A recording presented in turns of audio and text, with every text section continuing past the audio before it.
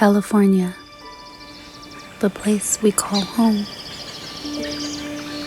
We have names for these places, passed down from generation to generation. We know the heat of the desert. We know the spaces between each pine tree, the dance of the waves as they meet the coastline, the shadows each mountain makes, stories traveled on the backs of runners, our oral tradition following them as they moved along ancient trails, now paved over with asphalt. The landscapes our people cared for become cities, and communication was replaced by a different form of news. It traveled in a new way, created more trails, and forged new bonds, strengthened by the sound of our voices.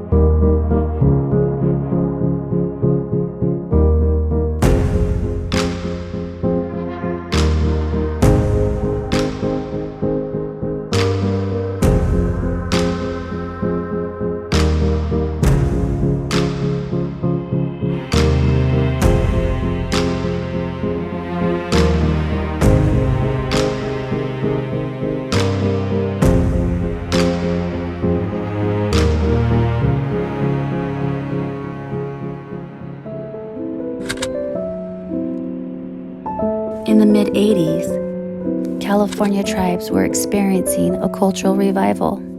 At the same time, a publishing icon from the Bay Area was coming to life. Little did we know it would play a major role to support our efforts in the years to come. Magazine and Malcolm, it's the time when we started, bam, learning our languages, bam, doing this. The biggest language revival, the magazine supported that. And that's the way they supported the artist. If this is real to you, then we will make sure others see it as real. I remember seeing the first edition of News from Native California, and it had a Yurok guy on the front. So there it was, and I read it, and I thought, wow, pretty interesting. It was kind of a lackluster, black and white kind of a thing going on. The story is, the way that it started was Malcolm Margolin and Vera Mae Fredrickson were having lunch, and they came up with this idea of making a calendar of events for that would serve people throughout Native California. And then David Perry, who was a Coast Miwok, the third co-founder. Heyday Books existed before news. It's kind of an underground publishing house. By the seat of your pants, stuff was getting published. But they got it done, and all those boxes of books that they had underneath all the kids' beds at his house, and then they'd load up the car and go around all over the place and get bookstores to take his books. And so that was Heyday Books. That was the start of it. Over the next 28 years, Malcolm Margolin and his band of misfit journalists traveled across California, visiting, forming relationships, and earning our trust. Yeah, well, you know how it is in Native community. They're not just gonna say, oh yeah, come right here.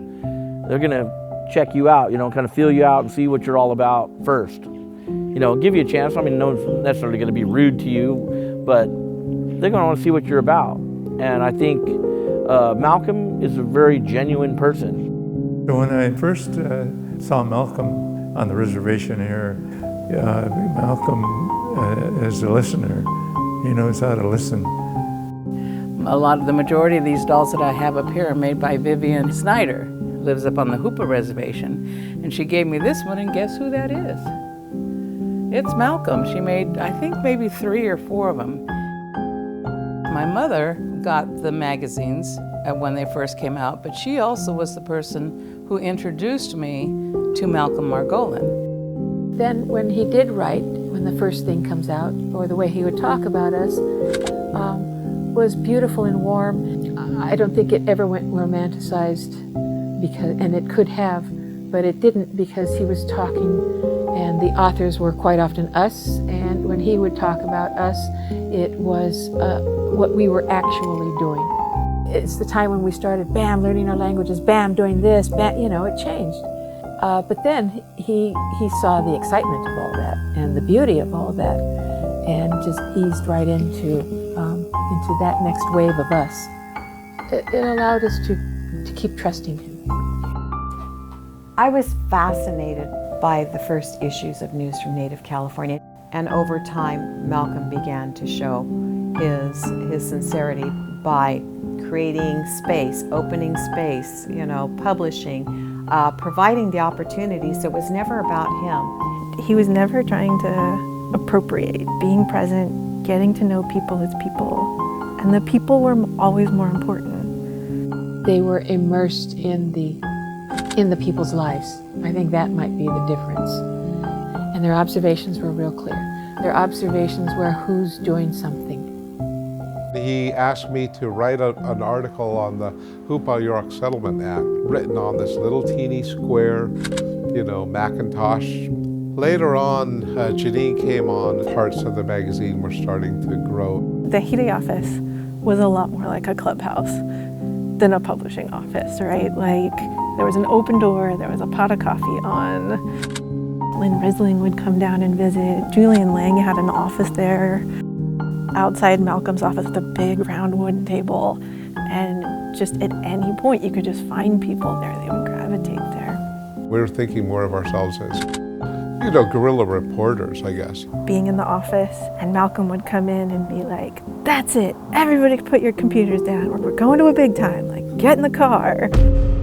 You know, traveling light, you know, get in the car, drive all night, wake up in the morning in a new place. You think it was gonna last one day, and then like 4 days later, you would finally get home.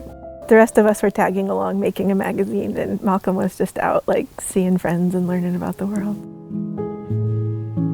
The integrity of the magazine grew, and with it, its popularity. It had struck a chord among our people and represented an authenticity that was undeniably Native California. It became something to call our own. Was amazing, you know. I think it paid homage to the California people and what we do, our culture, our traditions. Like we're saying, we're all from a place, and if you go to that place, there was culture attached to that place. You were either fishermen, hunters. Our song, our dance, our language. Painters, photographers, basket weavers, boat makers. A lot of the traditions that once again had life breathed back into them. They use the term revitalization, renaissance. It's breathing life back into the language, back into the baskets, back into our canoes, back into our songs, back into our foods.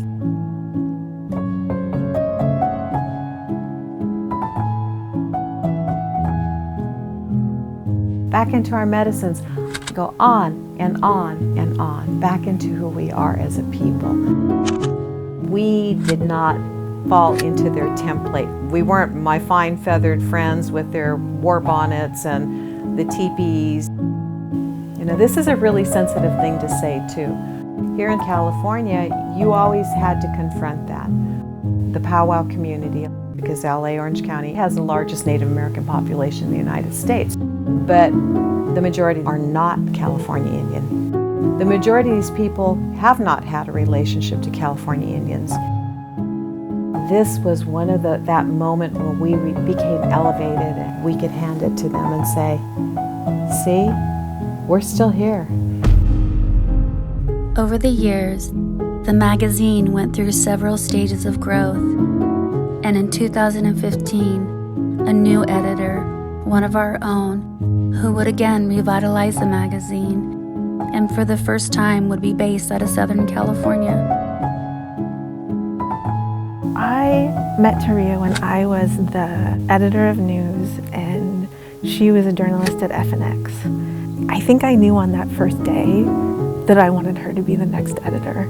I love Taria. She's a lovely human being. Really is a lovely human being.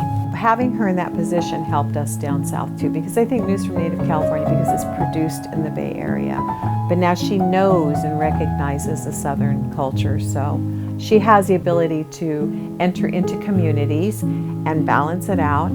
Taria is the first Native Californian to run the magazine. Now I think they have a pretty slick magazine. We all just get to steward it, right? You just get to carry it for a little bit of time and then you hand it to the next person and they get to carry it.